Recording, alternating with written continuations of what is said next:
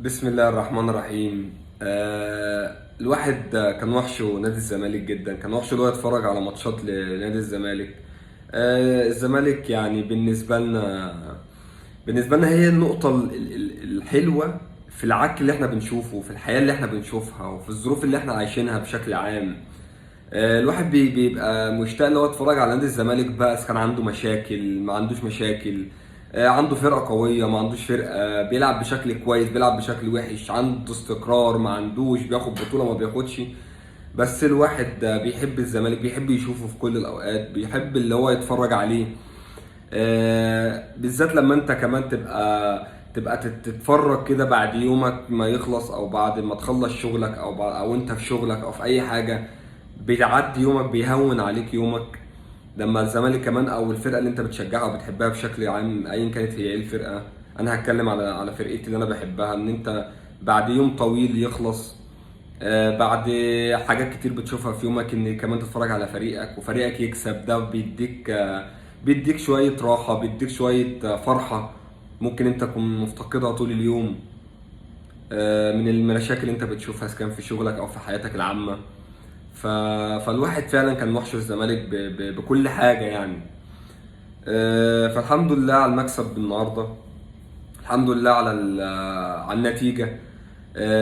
في كام لعيب ظهروا النهارده بشكل كويس جدا.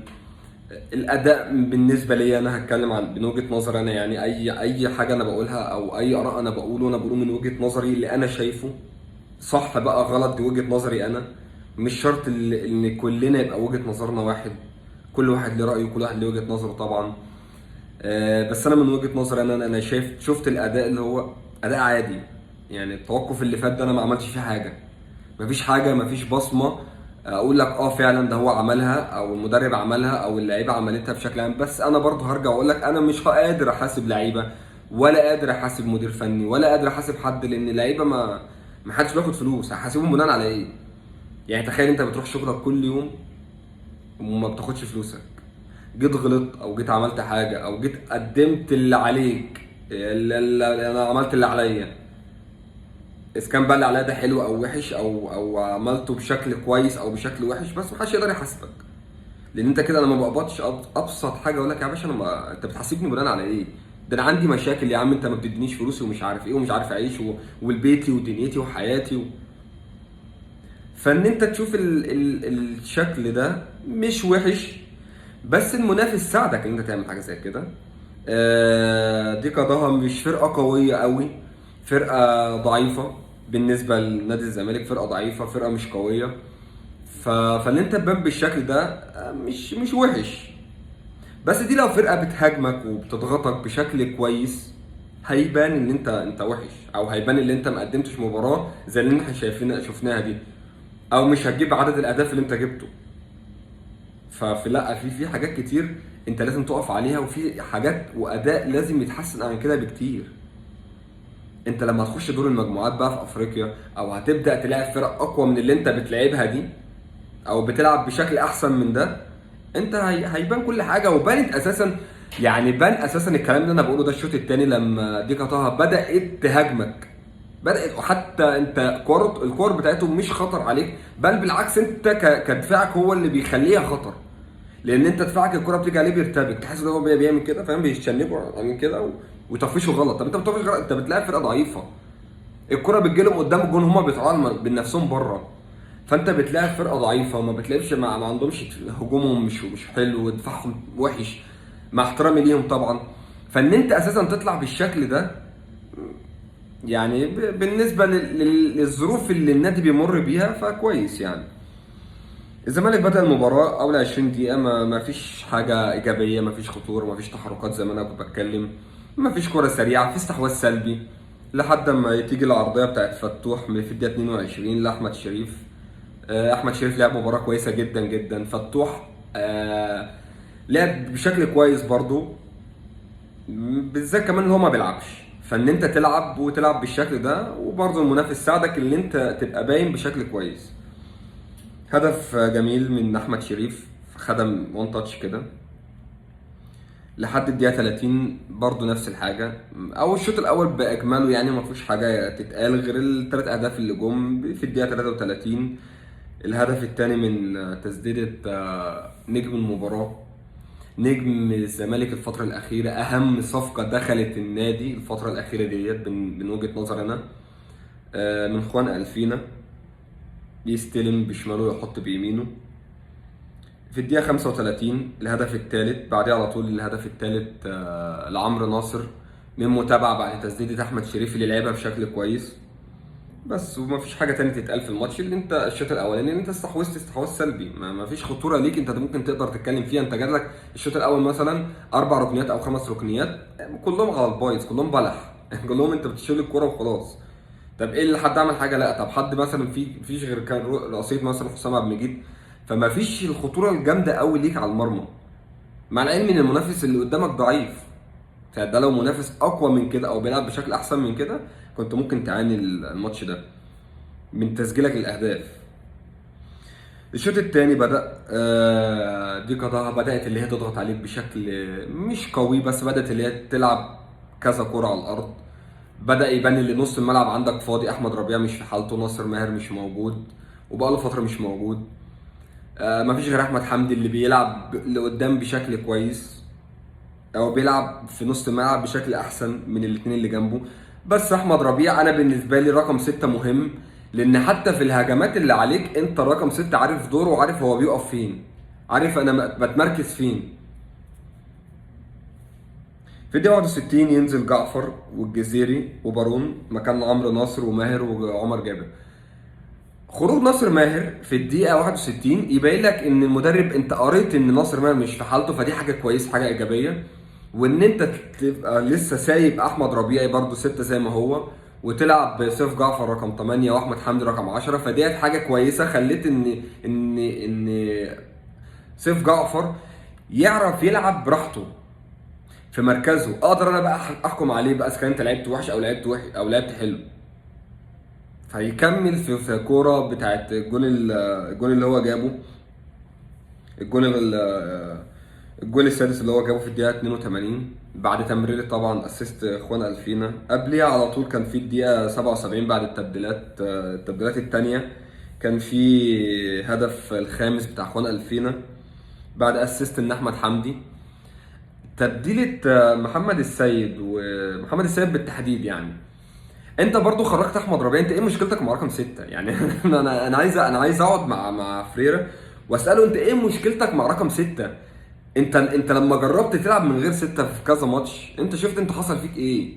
بتبقى متقدم وبترجع انت وحياة ربنا انت لولا الفرقه اللي قدامك ضعيفه بشكل كبير، فانت ما فيش خطوره عليك بشكل واضح. انت الخطوره زي ما انا قلت انت بتيجي لك بسبب دفاعك، ان دفاعك مرتبك في حاجه غلط ما اعرفش في ايه. يخلص الشوط الثاني برضه بنفس الحاجه، ادائك استحواذ سلبي، مفيش بس غير الكام كره اللي جات لك في اخر المباراه اللي انت ضيعتهم بشكل غريب. برضه كل واحد بقى خلاص طمع انا عايز اجيب جول، عايز اسجل انا عشان يتكتب اسمي او يتقال ان انا جبت جول. فما فيش، لا ما فيش، انا ما فيش افكار اقول ان في او في شغل اللي اقول ان في فعلا حاجه اتقالت او اتعملت في التوقف اللي فات ده. بس انا اللي عايز اقف عنده، انت ايه مشكلتك مع رقم 6؟ يعني ايه انا هلعب مباراه، انا لو بلعب فرقه قويه من غير رقم 6 انت بتشوف ايه اللي بيحصل، او بلعب فرقه بتلعب كوره على الارض او بتلعب كوره حتى لو فرقه ضعيفه وانت اقوى منها، بس ايه مشكلتك مع رقم 6؟ يعني انا مش فاهم ليه مصمم تلعب بحد حتى لو هو مش فايق، يعني حتى لو احمد ربيع مش فايق بس هو وجوده ضروري. طلعت احمد ربيع نزل حد مكانه رقم 6. ما انا لازم يبقى عندي حد 6، حد بيدافع، حد في نص ملعب مدافع عندي يقدر يقف لي حتى في هجمات صح. حتى لو جت هجمه ودخل فيا جول اقدر احاسب مين انت فين الغلط من نص الملعب. نص الملعب عندي 1 2 3 4 فرقم 6 كان واقف غلط، او فلان الفلاني اللي بيلعب رقم 6 واقف غلط، فانت بتطلعه لي بتلاعب لعيب مش في مركزه، فانا هحاسبه بناء على ايه؟ فما فيش حاجه اقدر احاسبك عليه فيها. طيب انا عايز يعني بجد بجد والله العظيم دي فعلا لان الموضوع ده كده زياده عن اللزوم. محمود جهاد لعيب في نادي الزمالك، انا مش عارف ده مشكلته ايه. مشكلته فني ولا مشكلته ايه؟ طب الاول كان مصاب فما كانش بيخش في قايمه، ولا بيخش في دكه، ولا بيخش في اي حاجه. طب دلوقتي هو رجع دخل في القايمه، طب ليه ما يقعدش على الدكه؟ طب هل في مشكله بينه وبين حد؟ طب هو مثلا يعني هو مش عارف، طب هو بياخد فلوس زياده مثلا عن اللعيبه؟ طب هو الوحيد اللي بيقبض فعشان كده انت مش عايز تنزله عشان خاطر ما يبقاش فيه حساسيه بينه وبين اللعيبه؟ ما مش عارف. انا مش عارف ده اساسا بيقبض بناء على ايه. انا حرفيا انا ما بشوفش محمود جهاد ده غير في الصور. والله انا ما بشوفش صوره، ما بشوفهوش غير في الصور بس على الصفحه الرسميه بتاعت النادي، ما بشوفهوش حتى. يعني انا ما بشوفش حتى هو بيعمل ايه. يعني انت مش عارف يعني هو بياخد فلوس بناء على ايه؟ يعني بيجي اول الشهر بيقبض على ايه؟ مش فاهم. بيراميدز ايه؟ بيراميدز جاب الجول. بيراميدز جاب الجول. بتلعب نهضة بركان، ان شاء الله نهضة بركان تكسب. يعني بيراميدز جاب الجول. فانت انت بناء على ايه سايب محمود جهاد ده لحد دلوقتي؟ انا والله العظيم انا اوقات بنسى ان احمد يعني انا بنسى اسمه. انا بنسى اسمه من كتر ما انا مش فاكره. هو حلو ولا وحش ولا ايه دنيته؟ مش عارف. انا محتاج حد فعلا. انا انا انا سالت حد اعرفه في موضوع محمود جهاد ده. هو كمان مش عارف.